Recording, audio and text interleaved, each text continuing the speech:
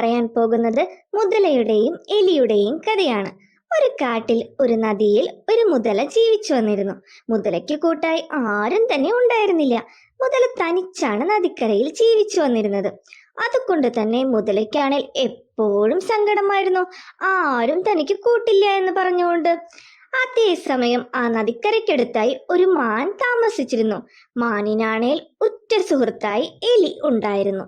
ഒരു ദിവസം മാൻ എലിയെ മാനിന്റെ താമസ സ്ഥലത്തേക്ക് വിളിച്ചു.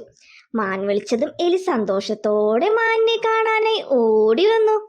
ഇരുവരും ഒന്നിച്ച് അവിടെ ഒരുപാട് നേരം കളിച്ചുകൊണ്ടിരിക്കുന്ന സമയത്താണ് എലി അപ്പുറത്തു നിന്നും ഒരു അലർച്ച കേട്ടത്. അലർച്ച കേട്ട എലി മാനിനോട് അത് ആരുടെ ശബ്ദമാണ് എന്ന് ചോദിച്ചു. ഇത് കേട്ട മാൻ പറഞ്ഞു, അത് അപ്പുറത്തെ നദിക്കരയിൽ ജീവിക്കുന്ന മുതലയുടേതാണ്. അവനാണെങ്കിൽ അതിഭീകരനാണ്. എല്ലായ്പ്പോഴും ഒറ്റയ്ക്ക് ജീവിക്കാനാണ് അവൻ ഇഷ്ടം. ആരും അവന്റെ അടുത്തേക്ക് ചെല്ലുന്നത് അവൻ ഇഷ്ടമല്ല. ഇത് കേട്ട എലി മാനിനോട് പറഞ്ഞു, അവൻ അങ്ങനെയാണെങ്കിലും നമ്മളെങ്ങനെ പറഞ്ഞ് അകന്നിരിക്കുന്നത് ശരിയല്ലല്ലോ, ഒന്ന് പോയി നോക്കിയാലോ നമുക്ക്. ഇത് കേട്ട മാൻ പറഞ്ഞു, ഞാനൊന്നുമില്ല, എനിക്ക് മുതലയെ പേടിയാണ്. ഇത് കേട്ട എലി പറഞ്ഞു, എങ്കിൽ ശരി, ഞാൻ പോയി നോക്കിയിട്ട് വരാം എന്നും പറഞ്ഞ് മുതലയുടെ അടുത്തേക്ക് എലി നടന്നു. അതേസമയം മുതലയാണേൽ പുഴക്കരയിൽ വിശ്രമിച്ചിരിക്കുകയായിരുന്നു.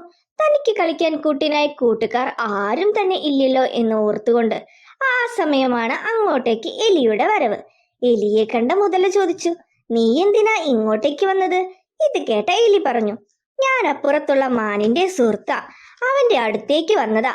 ആ സമയമാണ് ഇവിടെ നിന്നും ഒരു അലർച്ച കേട്ടത്. അത് കേട്ടപ്പോൾ എന്തെങ്കിലും ആപത്തുണ്ടോ എന്ന് നോക്കാൻ വേണ്ടി വന്നതാ.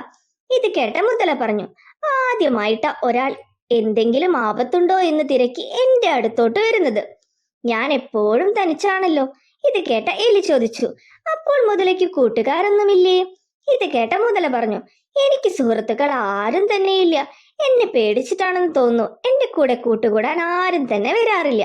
ഇത് കേട്ട എലിക്ക് ഭയങ്കര സങ്കടമായി. എനിക്ക് നിന്നെ ഭയമൊന്നുമില്ല, ഇന്ന് മുതൽ ഞാൻ നിന്റെ ഉറ്റ സുഹൃത്തായിരിക്കും. ഇത് കേട്ട മുതലയ്ക്കാണെങ്കിൽ ഒരുപാട് സന്തോഷമായി. അതേസമയം മുതലയെ നോക്കിപ്പോയ എലിയെ കുറെ സമയമായിട്ടും കാണാതായപ്പോൾ മാനിനാണേൽ പേടിയായി. മാൻ ചിന്തിച്ചു, ഈ എലിയെ കാണാനില്ലല്ലോ, എന്ത് പറ്റിയാണാവോ, ഒന്ന് പോയി നോക്കാം എന്നും പറഞ്ഞ് മാൻ എലിയെ തപ്പി മുതലയുടെ അടുത്തേക്ക് പുറപ്പെട്ടു. എന്നാൽ അതേസമയം പുഴയിലാണെങ്കിലോ എലി മുതലയുടെ പുറത്ത് കയറിയിരുന്ന് രണ്ടുപേരും കൂടെ ആസ്വദിച്ച് സന്തോഷത്തോടെ കളിക്കുകയായിരുന്നു. ഇരുവരും സന്തോഷത്തോടെ സംസാരിച്ച് കളിച്ചുകൊണ്ടിരിക്കുന്നതും കണ്ടുകൊണ്ടാണ് മാനിന്റെ അങ്ങോട്ടേക്കുള്ള വരവ്.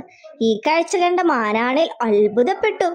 ഇത് കണ്ട മാൻ എലിയോട് ചോദിച്ചു, നിങ്ങൾ എങ്ങനെയാ സുഹൃത്തുക്കളായി മാറിയത്? ഈ മുതലാണേൽ അതിഭീകരനാണെന്നാണല്ലോ എല്ലാവരും പറഞ്ഞിരുന്നത്. ഇത് കേട്ട എലി പറഞ്ഞു, ചങ്ങാതി, മറ്റുള്ളവർ പറയുന്നത് കേട്ടിട്ട് ഒരാളെ വിലയിരുത്താൻ പാടില്ല. ഈ മുതല ആണേൽ ബഹളം വെച്ചിരുന്നത് കൂട്ടിനായി ആരുമില്ലാതെ തനിച്ച് ജീവിക്കേണ്ടി വന്നതുകൊണ്ടാണ്. ശരിക്കും ഈ മുതല ഒരു പാവമാണ്. നീയും ഞങ്ങളുടെ കൂടെ വായോ, നമുക്ക് ഒന്നിച്ച് സന്തോഷത്തോടെ കളിക്കാം. ഇത് കേട്ട മാനിന് തന്റെ തെറ്റ് മനസ്സിലായി. മറ്റുള്ളവരുടെ വാക്കുകൾ കേട്ടിട്ട് ആരെയും അകറ്റി നിർത്തരുത് എന്ന് മനസ്സിലായ മാനും അവരോടൊപ്പം ചേർന്നു. ഈ കഥ കൂട്ടുകാർക്ക് എല്ലാവർക്കും ഇഷ്ടമായോ? ഈ കഥയിൽ നിന്നും കൂട്ടുകാർക്ക് എന്താണ് മനസ്സിലായത്? ഒരിക്കലും ആരെയും മറ്റുള്ളവരുടെ വാക്കുകൾ കേട്ട് വിലയിരുത്താനോ വിമർശിക്കാനോ പാടില്ല. ഈ കഥ കൂട്ടുകാർക്ക് എല്ലാവർക്കും ഇഷ്ടമായെങ്കിൽ തീർച്ചയായും ലൈക്ക് ചെയ്യുക, ഷെയർ ചെയ്യുക, സബ്സ്ക്രൈബ് ചെയ്യുക.